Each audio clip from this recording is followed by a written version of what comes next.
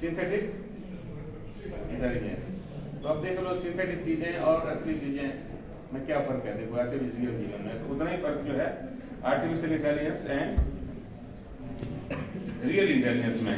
जो इंसान कर सकते हैं imagination.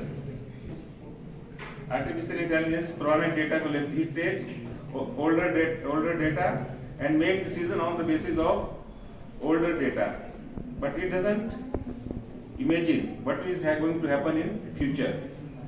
That is the difference. Future के प्रेडिक्ट करने के लिए हमें क्या चाहिए? इमेजिनेशन। और इमेजिनेशन के लिए उसको बोलते हैं हम आर्टिस्टिक इंटेलिजेंस। आर्ट है वो। And even in journalism AI can't replace journalism in toto, in all, because जैसे कोई खाना बनाने वाला है, देखो 10 लोग खाना बनाते हैं तो स्वाद किसके हाथों का अच्छा होता है? कोई कारीगर है, कोई कारपेंटर है, सबसे अच्छी खिड़की कौन बनाएगा? क्या सभी बना सकते हैं? नहीं। कुछ कलाकार जो है सबसे अच्छी प्रोग्रामिंग में से कौन करता है? सभी तो एक जैसे नहीं है ना, भगवान ने अलग अलग बनाया हुआ है। Is it so? So artistic intelligence is more important than, ये इसको aesthetic intelligence भी आप बोल सकते हैं। That is more important than artificial intelligence. And now artificial intelligence has two meaning. One is जो hardcore computer science वाले बोलते हैं simulation of, इसमें neural network आते हैं, deep learning आती है, but that has nothing to do with society now at present. दूसरा मीनिंग AI का है कि कंप्यूटराइजेशन को ही AI बोलते हैं। अब जो है नेता लोग जो है, जब से नेता लोग जो हैं AI के ऊपर भाषण देने लगे हैं, उनको लगता है कि AI बोलूंगा तो मैं मॉडर्न फील होगा।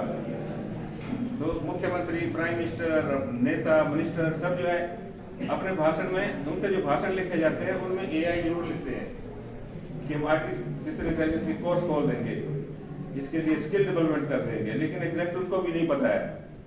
So basically जब वो ऐसी बात करते हैं, they talk about computerization, right? So जो सोसाइटी में जो मीनिंग है AI का वो है कंप्यूटराइजेशन। तो कंप्यूटराइजेशन क्या करती है? आपके टास्क को जो है फास्ट कर देती है। और दूसरा एस्पेक्ट आज के टॉपिक का है जर्नलिज्म। जर्नलिज्म में हम क्या करते हैं PR में? Creating and presenting news, gathering information and disseminating it to the public, यही है ना। और इसका बैकग्राउंड क्या है? कहाँ ये जो क्रिएटिंग इंफॉर्मेशन है, ये डिसेमिनेशन ऑफ इंफॉर्मेशन है, ये किस लेयर पे काम करता है? It works on communication layer पे काम करते हैं। There is no communication, there is no meaning of PR और नो मीनिंग ऑफ। तो अब देखो कम्युनिकेशन के मीडिया क्या क्या है। यू माइट हैव स्टडी, सबसे जब कुछ भी नहीं होता था तो लोग ढोल बजा के कम्युनिकेट करते थे। Then the smoke used to be for communication. कबूतर को यूज किया जाता था, क्यों? फिर उसके बाद तो अब तो क्या इंटरनेट यूज हो गया, अखबारें यूज हुई, प्रिंटिंग प्रेस के आने के बाद जो कम्युनिकेशन और बढ़ गया, और इंटरनेट के बाद क्या हो गया? What is the जो IT है जिसको आप AI भी बोलते हैं, उसका क्या क्या फायदा है दूसरे कम्युनिकेशन मीडियम से? Replication of information within second and reach of information anywhere anytime. अभी आप फेसबुक पे यहाँ डाल दोगे अपने फोटो यहाँ, और अमेरिका में कहीं भी कोई डाउनलोड कर लेगा। मैं 86 to 91 तक दिल्ली टू चंडीगढ़ ट्रेवल करता था, ट्रिब्यून चौक पे उतरता था। जब मैं NIT भोपाल में पढ़ता था तो दिल्ली से बस में आते थे। तो जो ट्रिब्यून है उसके ऊपर न्यूज लगते थे, तो एक आदमी चढ़ा होता था वहाँ, वो जो है वो वहां पर लिख रहा होता था कि प्राइम मिनिस्टर सैड। मेन नहीं होता था, प्राइम मिनिस्टर रहने देता था, वो सैड भी रहने देता था, न्यूज चेंज करता था। उसके कुछ सालों के बाद जो है वो चलने लग गई, वो डिजिटल आ गए, फिर वो स्क्रॉलिंग लग गई आने, राइट। और अब क्या, तो मोबाइल में ट्रिब्यून यहाँ लिखूंगा तो क्या होगा? अब मुझे वहां जाने की जरूरत नहीं है देखने की क्या हो रहा है, लेटेस्ट न्यूज अभी पता चल जाता है। That is the power of AI, that is the power of modern communication. So the bedrock is communication and internet. और उसी ने ही सारा चेंज करके ये पॉसिबल किया है। अब देखो इसमें क्या है कम्युनिकेशन में, क्या क्या दिक्कतें आ रही हैं। इस वेरी वेरी पावरफुल कम्युनिकेशन। आपने 2011 में आप लोगों को तो पता ही है, इजिप्ट की क्रांति हुई थी, वो इंटरनेट से हुई। ताहिर स्क्वायर में हुस्न मुबारक को जो मारा गया था, हटाया गया था। लीबिया में क्या हुआ, गद्दाफी कभी जाता ही नहीं था, इंटरनेट से हुआ। अभी बांग्लादेश और श्रीलंका में किससे हुआ, इंस्टाग्राम से और फेसबुक से। अमेरिकन इलेक्शन जो थे वो रशिया ने इन्फ्लुएंस किए फेसबुक से। तो it is such a powerful media. तो जो फेसबुक और इससे आप एक बहुत बड़ा स्ट्रॉन्ग आप ओपिनियन भी तैयार करते हैं, which is affecting the modern world.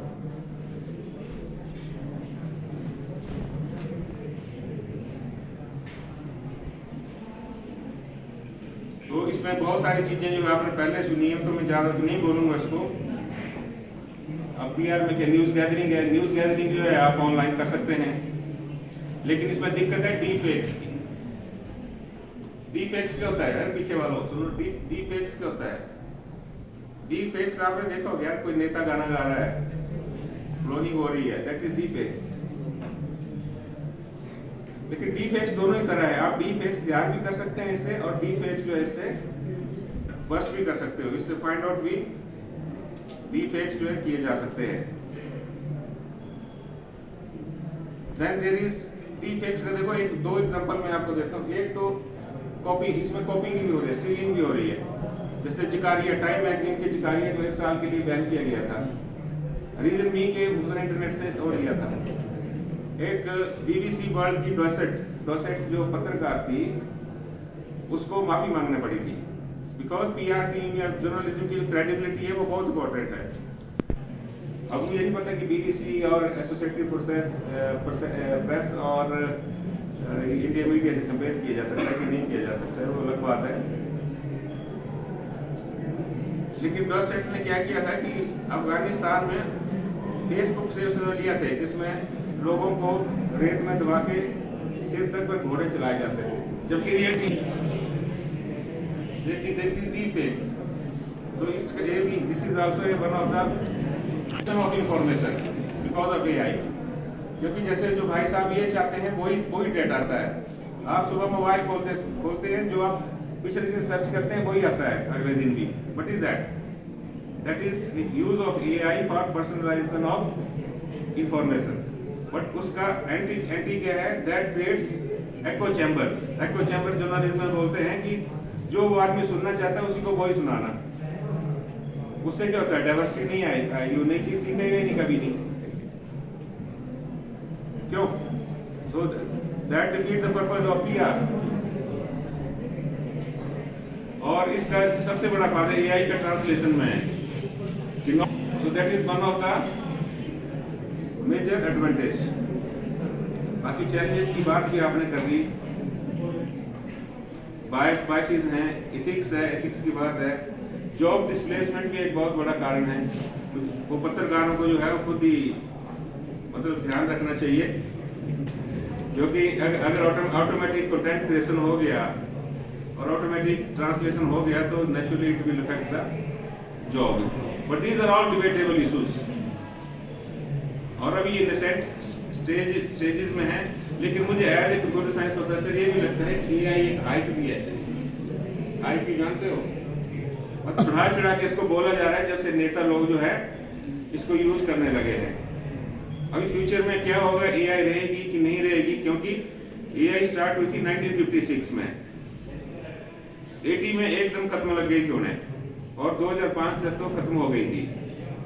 अब ये फिर अचानक सडन एक इंटरनेट की वजह से और आपके फेसबुक और इसकी वजह से बहुत सारा डेटा जो क्रिएट हुआ, उसकी वजह से फिर एक हाइप आई है। और ये हाइप रहेगी कि नहीं रहेगी,